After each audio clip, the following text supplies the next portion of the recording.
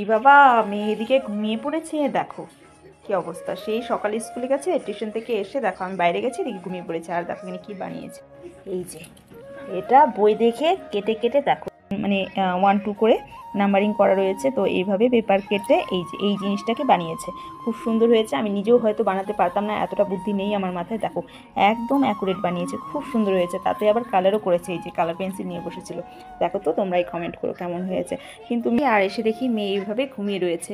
মেয়ে তো টিউশনে গেছিলো সকাল সকাল, স্কুল থেকে এসে 3টার দিকে টিউশন থেকে আমি এখনও রেডি হইনি, রেডি হব।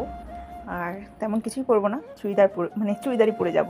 তো এই যে আমার চুড়িদার, আর এই যে আমি কেট ড্রেস পরাবো, মানে দুটোই বাইরে বের করা ছিল, তো এগুলোই পরে যাব। আর বর কিন্তু চলে গেছে, বর ও আরেক জায়গায় একটা অনুষ্ঠান আছে, সেখানে গেছে। চলো রেডি হয়ে তারপর দেখা হচ্ছে। বন্ধুরা, তোমরাই কমেন্ট করে জানিও তো আমার মেয়ের হাতের কাজটা কেমন হয়েছে। সত্যি আমি নিজেই কিন্তু অবাক হয়ে গেছি। আমি জানি না, ও বসে বসে কিছু একটা করছিল, আমি অতটা ধ্যান দিইনি।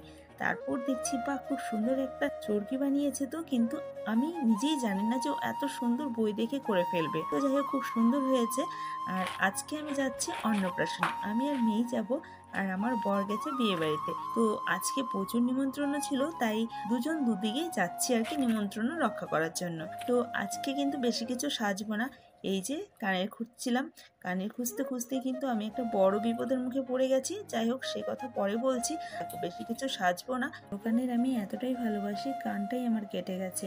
এবার কিন্তু কানের ডিসাইড করছি কোনটা পরবো। দুটাই আমার পছন্দ, তবে দুটা তো আর পরা সম্ভব না, যে কোনো একটা পরা হবে। তো যাই হোক, এটাই আমার ভালো লেগেছে, তাই এটাই পরে নিয়েছি। ফাইনালি একদমই রেডি হয়ে গেছি। কেমন লাগছে অবশ্যই কমেন্টে জানিও। বেশি কিছু সাজিনি, সিম্পলের মধ্যে, আর কানের ওটাই পরেছি। তো যাই হোক, আর এদিকে দেখো আমার মেয়ে তো প্রচণ্ড কান্নাকাটি করছে, তার ঘুম ক্লিয়ার হয়নি, যেতে চাচ্ছে না।